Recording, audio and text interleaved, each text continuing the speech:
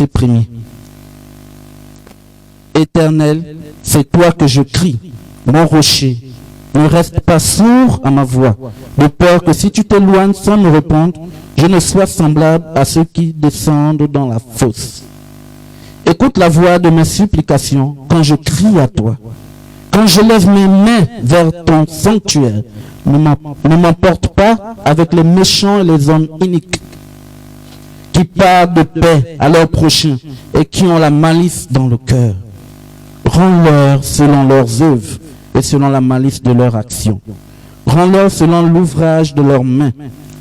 Donne-leur le salaire qu'ils méritent, car ils ne sont pas attentifs aux œuvres de l'Éternel, à l'ouvrage de ses mains. Qu'il les renverse et ne les relève point. Béni soit l'Éternel, car il exauce la voix de mes supplications. L'Éternel est ma force et mon bouclier. En lui mon cœur se confie, et je suis secouru.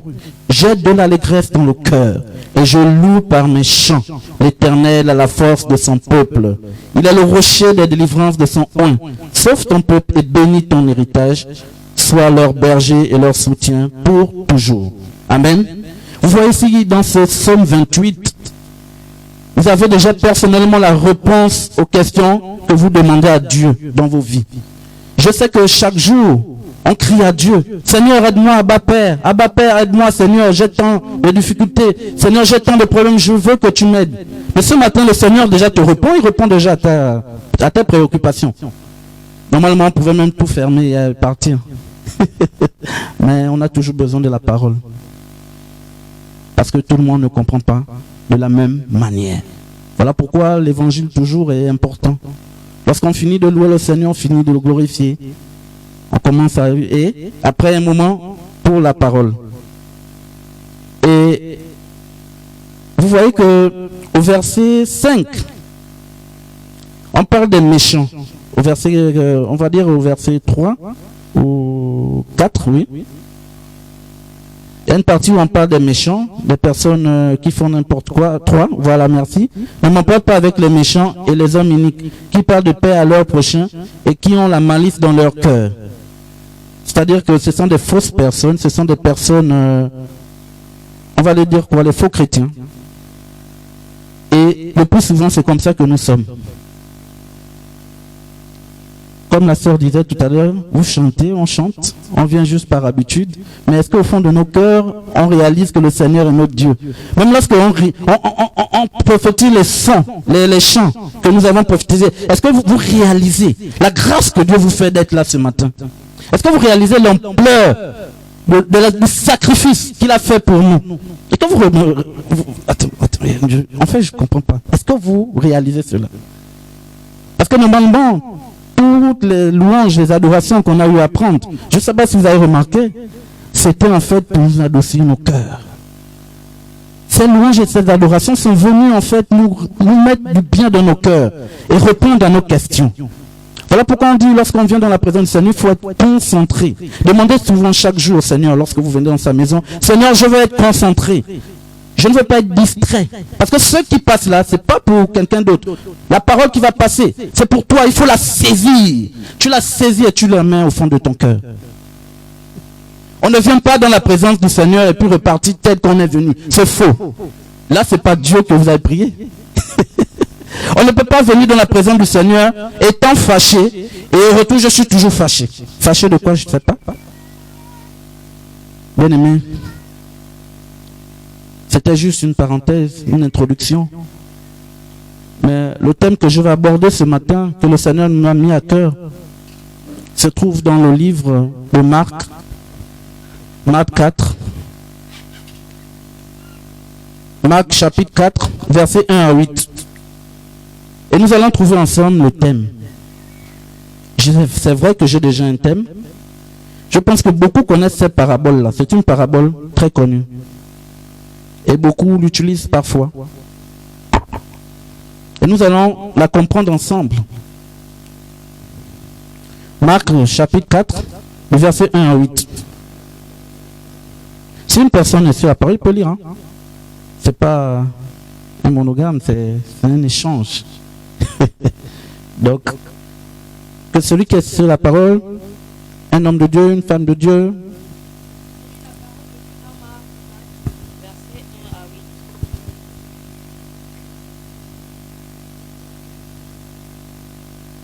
8. Oui, ma soeur, vas-y.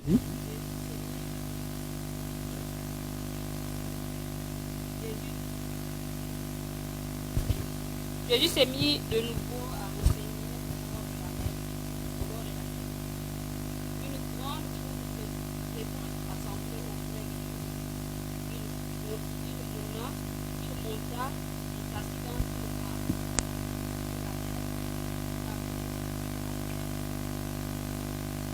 Il leur enseigna beaucoup de choses en paraboles. Et il leur dit dans son enseignement, écoutez, un semeur sortit pour s'aimer, comme il s'aimait une partie de la terre, de la semence tomba le long du chemin. Les oiseaux virent et la mangèrent. Une autre partie tomba dans un endroit pierreux, où elle n'avait pas beaucoup de terre. Elle leva aussitôt parce qu'elle se trouva pas un sol profond. Oui. Mais quand le soleil parut, elle fut brûlée et sécha, faute de racines. Verset 7. Une autre partie tomba parmi les épines. Les épines montèrent et l'étouffèrent, et elle se donna point de fruits. Verset 8. Une autre partie tomba dans la bonne terre. Elle donna du fruit qui montait et croissait, et elle rapporta 30, 60 et 100 pour un. Amen. Amen. Nous avons lu la parole de Dieu. Et je vais faire une deuxième lecture. Jésus se mit de nouveau à enseigner au bord de la mer. Une grande foule s'étant assemblée auprès de lui, il monta et s'assit dans une barque sur la mer. Toute la foule était à terre sur le rivage. Il leur enseigna beaucoup de choses en paraboles et il leur dit dans son enseignement, écoutez, un semeur sortit pour semer. Comme il semait, une partie de la semence tomba le long du chemin. Les oiseaux vinrent et la mangèrent. Une autre partie tomba dans un endroit pierreux, où elle n'avait pas beaucoup de terre. Elle leva aussitôt parce qu'elle ne trouva pas un sol profond. Et quand le soleil parut, elle fut brûlée et sécha, faute de racines. Une autre partie tomba parmi les épines. Les épines montèrent et l'étouffèrent, et elle ne donna point de fruits. Une autre partie tomba dans la bonne terre. Elle donna du fruit qui montait et croissait, et elle rapporta 30, 60 et 100 pour un. Amen. Nous voyons ici que Jésus parlait au peuple en parabole. Pourquoi? Il parlait au peuple en parabole, et lui-même il a toujours dit, parce que tout le monde n'avait pas la même manière de comprendre les choses du royaume. Et sûrement, ils n'étaient pas encore matures pour comprendre ces choses. Même les prophètes, les disciples qui étaient avec lui ne comprenaient pas aussi ce que Jésus voulait dire par là. Nous allons le voir un peu plus loin. Mais faisons une interprétation de ce que nous venons de lire. Lorsqu'on parle de semeur, le semeur, je vous pose la question comme ça, le semeur peut s'arrimer à qui, d'après vous? Le semeur. Vous savez, c'est des paraboles. Et tous ensemble, les paraboles sont des mystères cachés, qui ne sont pas donnés à tout le monde. Mais je sais qu'ici, on a plus les népios. On a des enfants qui mangent la nourriture solide. Quand on parle de semeur, on peut l'apparenter à qui ici? Soyons libres. Ok. Donc ici, là, le semeur, je vais reprendre. Le semeur ici peut être s'avenir à la personne de Jésus. Jésus, c'est le semeur. Et la semence peut s'arrimer ici à quoi? La parole de Dieu. Jésus lui-même les paroles. Donc le semeur c'est Jésus et la semence c'est la parole. Bien. La Bible déclare que au verset 4, 3, à partir du verset 3, un semeur sortit pour semer. Comme il semait, une partie de la semence tomba le long du chemin. Les oiseaux vinrent et la mangèrent. D'après vous, la semence c'est la parole de Dieu. Bien. Lorsque j'ai médité ce texte, le Seigneur m'a montré ici le type de chrétien que nous sommes. Quel type de chrétien sommes-nous? Et c'est le titre un peu du thème. Quel genre de chrétien es-tu? Je veux que tu enlèves les préjugés sur chacun de nous. Si tu as des problèmes, ton frère enlève déjà. Si tu as des problèmes, ta soeur, parce qu'elle t'a offensé sur une parole ou quoi, enlève ça. Parce que ce thème-là nous concerne personnellement. Voilà pourquoi je l'ai intitulé « Quel genre de chrétien es-tu » La parole de Dieu dit que comme il semait, une partie de la semence tomba le long du chemin. C'est le premier type de chrétien que nous sommes d'ailleurs. Et les oiseaux vinrent et la mangèrent. Chaque jour, nous venons, nous laissons enseigner par l'homme de Dieu, le pasteur Christ, et les hommes que Dieu choisit pour sa parole. Nous écoutons la parole, nous l'écoutons, mais nous ne la retenons pas. Et le verset 4 est à l'image de cette personne et de ces chrétiens-là. Il vient juste le dimanche, il se dit, bon, le dimanche, l'homme de Dieu va encore parler, il va se dire ses affaires, et puis bon, après, je vais partir, je vais rentrer chez moi, c'est tout ce qui m'importe. Ou la pensée est ailleurs. Oh, j'ai laissé mon argent là-bas chez tel. Je vais aller récupérer ça après le culte. Ah, homme de Dieu, fais vite là-bas, tu me fatigues de ta parole là, je ne sais pas ce que tu as envie de dire. Et on dit que les oiseaux vinrent et la mangèrent. Les oiseaux aussi, on peut la simuler au péché. On peut la simuler à l'oubli, au péché. Et nous tous nous savons ici que le péché nous éloigne de Dieu. Et le péché est un signe d'infidélité à la personne du Seigneur. Amen. Les oiseaux mangent la parole. C'est une métaphore, une parabole, une métaphore que le Seigneur a utilisée. C'est l'image des chrétiens népios, des chrétiens immatures, qui prennent la parole, mais ne savent pas comment la mettre en pratique. Ça, c'est le premier type de chrétien.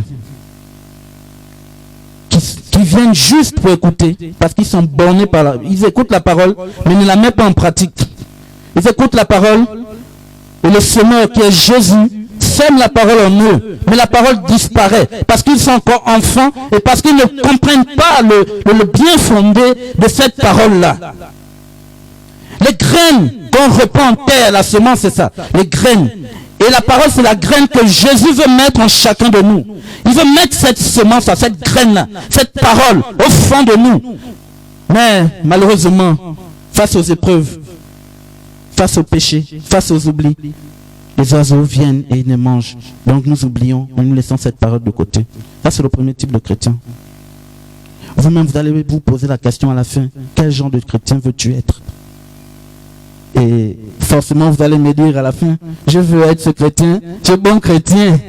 Comme on dit, la parole de Dieu dit, au verset 8, une autre partie tomba dans la bonne terre et donna du fruit. C'est ce modèle de chrétien que nous voulons tous être, oui ou non? Vous ne voulez pas être le chrétien qui reçoit. Amen.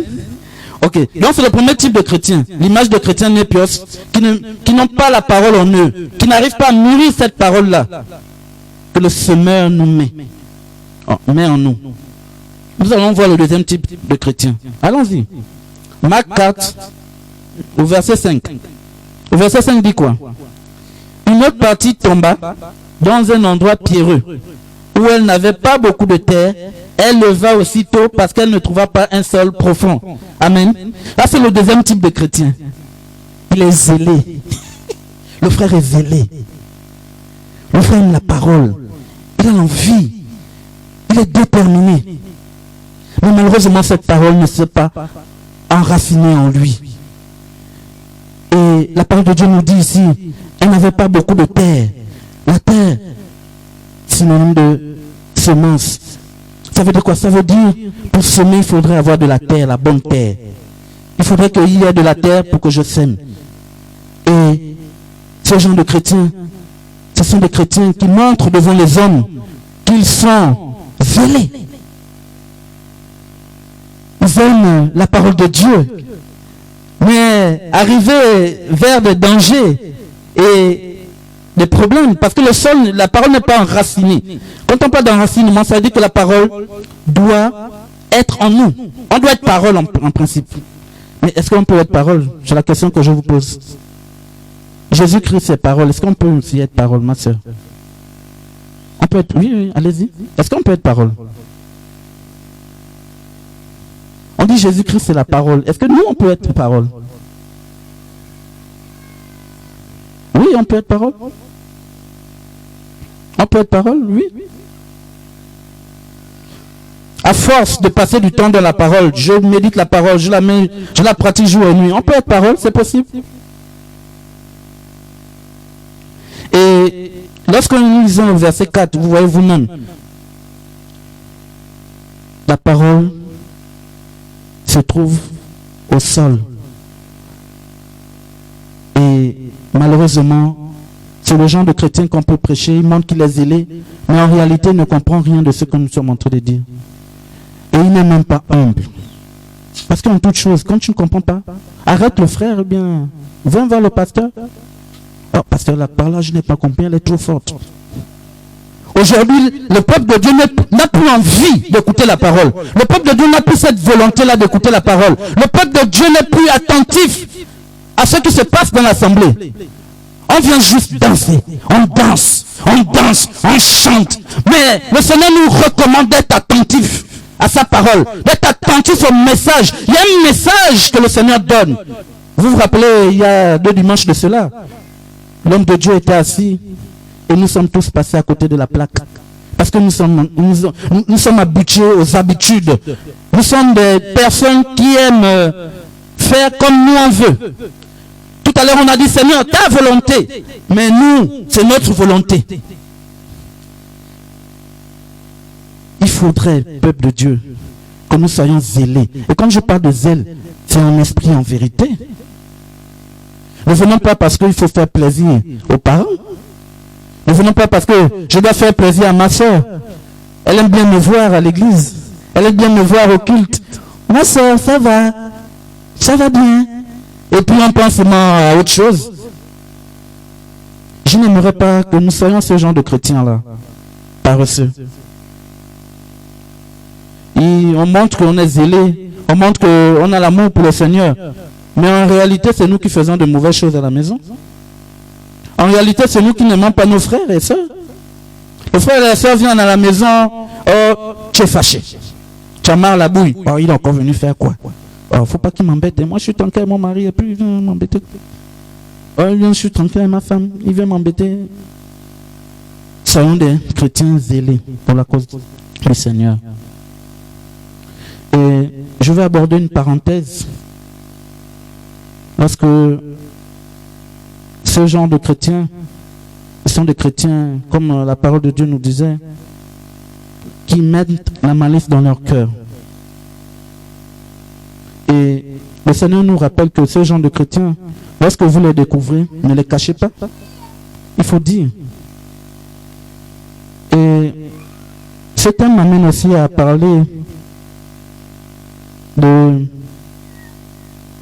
l'infidélité en Christ. Il y a des chrétiens, nous sommes infidèles parfois au Seigneur. Et nous sommes tellement infidèles que nous devenons, par cette infidélité, nous devenons hypocrites. Parce que nous ne faisons pas la volonté de Dieu. Et comme je disais tout à l'heure que le péché est un signe d'infidélité à Dieu. C'est un signe d'infidélité. Tu pêches. Ça veut dire, tout simplement, en péchant, tu te déconnectes de la gloire de Dieu dans ta vie. Voilà pourquoi, lorsque tu pêches, aussitôt demande pardon. Ne laisse pas le péché mûrir en toi. Parce que ce péché, lorsque ça va mûrir en toi, ça va causer autre chose. Et ça va faire en sorte que tu ne puisses pas rentrer dans la gloire que Dieu a prévue pour toi. Tant que tu ne te remets pas de cela.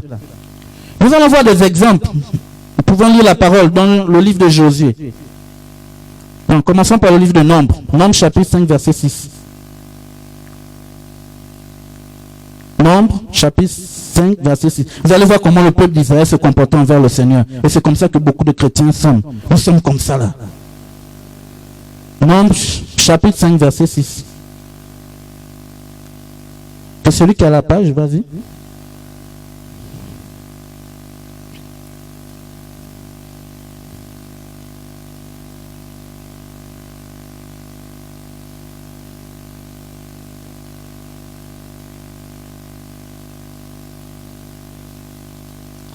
Bon, je vais lire. Oui. Chapitre 5, verset 6. Je vais lire. L'Éternel parla à Moïse et dit, parle aux enfants d'Israël. Lorsqu'un enfant ou une femme péchera contre son prochain, en commettant une infidélité à l'égard de l'Éternel et qui se rendra ainsi coupable, il confessera son péché et il restituera dans son entier l'objet mal acquis, en y ajoutant un cinquième, et il le remettra à celui envers qui il s'est rendu coupable. Amen. Amen. Amen. Avant, c'était un peu très compliqué. Hein. Vous ne voyez pas que c'est un peu compliqué. C'est-à-dire que tu as péché contre ton frère, parce que c'est ce que la parole nous dit. Lorsqu'un homme ou une femme péchera contre son prochain, ouais, ça peut être ton frère, ça peut être ta soeur, le prochain. Nous l'avons vu ici en enseignement avec l'homme de Dieu. Le prochain peut être celui qui est à côté de toi, ça peut être ton frère, ta soeur. Et tu commets quoi? Une infidélité à l'égard de l'Éternel. Donc ça dit que le fait de pécher contre ton frère, tu pèches devant Dieu. En principe, c'est pas à ton frère que c'est pas à ton frère que tu fais du mal, mais tu fais du mal à Dieu. Parce que nous sommes les enfants de Dieu. Nous sommes, chrétiens signifie petit Dieu. Nous sommes des petits dieux. Donc lorsque tu fais du mal à ton frère, en pensant que c'est à Dieu que tu as fait du mal, tu fais du mal à ton frère en pensant que c'est à lui que tu as fait du mal. Non, tu fais du mal à Dieu. Nous allons voir. Allons-y, comprenons. Donc, on a dit quoi? On dit, où une femme péchera contre son prochain en commettant une infidélité à l'égard de l'Éternel. Vous voyez bien, une infidélité. Péché accompagné d'infidélité. Et lorsqu'on fait le rapproche, on dit que le péché est un signe d'infidélité. Ça peut être toutes sortes de péchés. Le mensonge, c'est un péché. Le vol, c'est un péché. La jalousie, mal coordonnée, c'est un péché.